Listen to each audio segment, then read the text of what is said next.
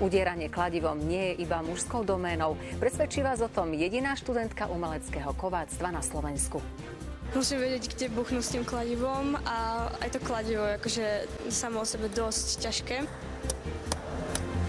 Noviny dnes o 19:30 na Jojke. V novinách vám ešte ukážeme dievčinu, ktorá sa chce živiť typickým mužským remeslom. Prečo sa Natálka rozhodla stať sa kováčkou a aké to je oháňať sa kladivom, sa dozviete už o chvíľu. Zostaňte s nami. 16-ročná Natálka z Kisúc si vybrala remeslo, ktoré si zvyčajne vyberajú muži. Rozhodla sa, že bude kováčka. Natálka tvrdí, že táto netradičná práca je pre ňu splnený sen. Natálka sa rozhodla pre toto remeslo preto, lebo si ho zamilovala. Pre kisúcku tínedžerku je to splnený sen. K tejto profesii ju priviedli jej záľuby. Pretože ma baví umenie, baví ma kresliť, tak kováctvo bolo také zaujímavé remeslo, že robím aj rukami a pritom môžem aj kresliť. Ako hrdý otec môžem prehlásiť, že som hrdý na to, že mám doma dcéru, ktorá sa venuje umeniu, ktoré naozaj už pomaličky zániká, je na ústupe. Sami sme videli, že tomuto dievčaťu ide práca od ruky.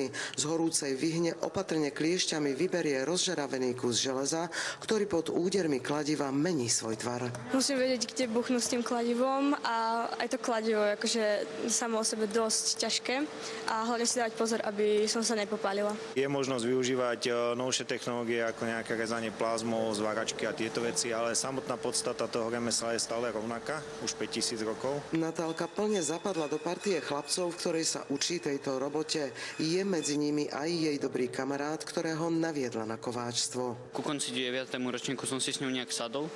No a v podstate rozhodli sme sa tak nejak spolu, že teda pôjdem tu, vyskúšam a začalo ma to baviť a dokážem povedať, že mi to aj ide. Len vlastne sa dokázať nejak uplatniť na tom trhu, alebo môžu ísť na vysokú školu, alebo proste založia si vlastnú dielňu, môžu ísť pracovať ku niekomu, môžu ísť do nejakej výroby. Vlastne toho uplatnenia je strašne veľa. A rodičia svoju dcéru veľmi podporujú ako budúcu kováčku. My sme sa rozhodli dokonca doma spraviť kovácku dielňu a kam už to bude ona smerovať, či to bude do umenia, alebo to bude do tých praktických prác. Tie dievčatá väčšinou majú zase iný pohľad na to remeslo, iný cit. Keď napríklad niečo vymyslím, niečo, čo ma baví, tak môžem si to potom vykuť a môže to byť pre niekoho užitočné. Z Kisuckého Nového Mesta Iveta Marešová, televízia Joj.